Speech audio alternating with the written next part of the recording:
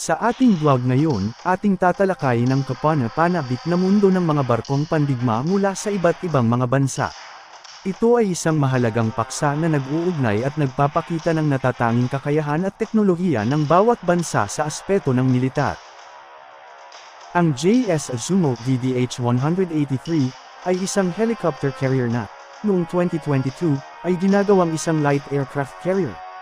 Opisyal na inuri bilang isang multi-purpose operation destroyer, siya ang nangungunang barko sa klase ng Azumo ng Japan Maritime Self-Defense Force JMSDF. Siya ang pangalawang barkong pandigma na pinangalanan para sa lalawigan ng Azumo, na ang naunang barko ay ang armored cruiser na Azumo 1898. Inanunsyo ng naghaharing Liberal Democratic Party noong Mayo taong 2018 na pinapabor nitong i-convert ang Azumo upang magpatakbo ng fixed-wing na sasakyang panghimpapawid. Nakumpirma ang conversion noong Disyembre taong 2018 nang ipahayag ng Japan ang pagbabago ng mga alituntunin sa pagtatanggol nito. Sa pagkumpleto ng proseso, ang Azumo ang magiging kauna-unahang Japanese naval vessel na magpapatakbo ng fixed-wing aircraft mula noong World War II.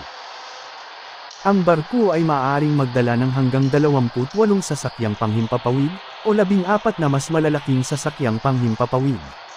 7 ASW helicopter at 2 SAR helicopter lamang ang pinlano para sa paunang sasakyang pang-complement. Para sa iba pang operasyon, 400 tropa at 53 tuldok 5 gitling TONELADANG track, o katumbas na kagamitan, ay maaari ding dalhin. Ang flight deck ay may 5 helicopter landing spot na nagbibigay daan sa sabay-sabay na landing at take-off. Noong 2010, iniulat ng Forecast International na ang ilang mga tampok sa disenyo ay nilayon upang suportahan ang fixed-wing na sasakyang panghimpapawid tulad ng Bell Boeing V-22 Osprey at Lockheed Martin F-35 Lightning II. Bagaman wala ang Ministry of Defense o ang JMSDF binanggit ang posibilidad ng pagpapakilala ng fixed-wing aircraft. Ang barko ay walang ski jump o tirador, karaniwang mga tampok para sa paglulunsad ng fixed-wing na sasakyang panghimpapawid. Kung ang mga barko ng klase ng Azumo ay magpapatakbo ng fixed-wing na sasakyang panghimpapawid, sila ay limitado sa STOVL Short Take-Off, Vertical Landing Aircraft. Ang Japan ay bumili ng maginuo na bersyon ng Lightning II, ang F-35A, ngunit maaaring bumili ng STOVL na bersyon, ang F-35B, na maaaring patakbuhin mula sa isang binagong barko na klase ng Azumo. Noong Disyembre taong 2018, inanunsyo na babaguhin ng gobyerno ng Japan ang mga alituntunin sa pagtatanggol nito at bibili ng humigit kumulang 40 F-35B fighter para mapatakbo ang mga ito mula sa Azumo at sa kanyang kapatid na barkong Kaga. Ang pagtatayo ng unang barko ng klase ng Azumo ay nagsimula noong 2011 sa isang shipyard ng Ihi Marine United sa Yokohama, na may kabuoang pondo ng 113.9 billion yen $1.50 bilyon, na inilaan sa fiscal na 2010 na budget para sa layuning ito. Ang mga destroyer ng klase na ito ay unang inilaan upang palitan ang dalawang barko ng Shirane class, na orihinal na naka-schedule na magsimulang mag-decommissioning sa FY 2014. Ang Azumo, ang pinakamalaking sasakyang pandagat ng Hapon mula noong ikalawang digmaang pandaigdig, ay inilatag noong ika-27 ng Enero taong 2012 at inilunsad noong ika-6 ng Agosto taong 2013. Sinimula ng barko ang mga pagsubok sa dagat noong ika-29 ng Setyembre taong 2014.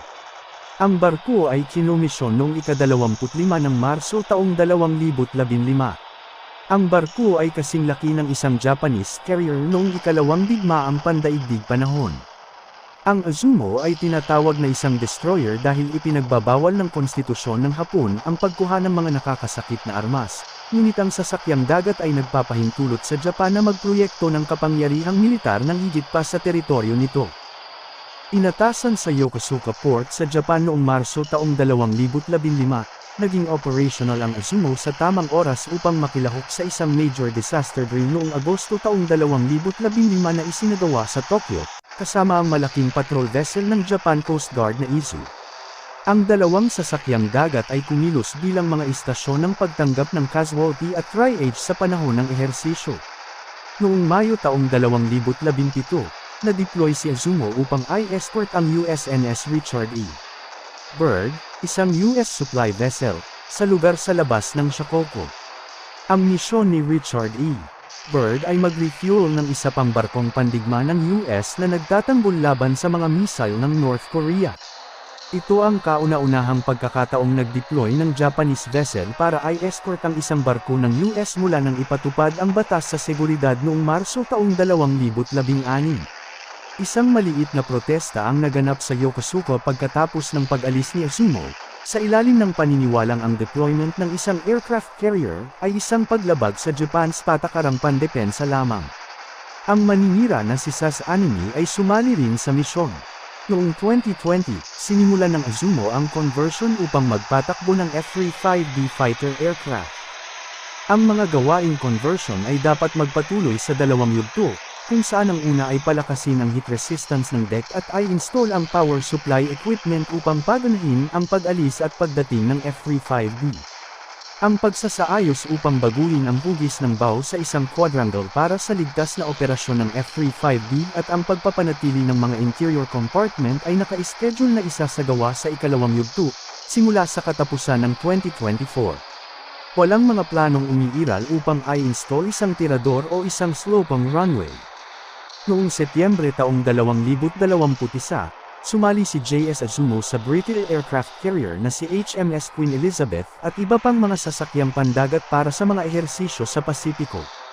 Noong unang bahagi ng Oktubre ng taong iyon, inaandar ng United States Marine Corps F-35B ang Izumo sa unang pagkakataon. Noong ika-31 ng Mayo taong 2022, inihayag ng JMSDF na ang Izumo, ang Tokonami-class destroyer na JS Tokonami DD-110, at ang Marisama-class destroyer na JS Kirasane DD-104 ay i-deploy sa RIMPAC 2022.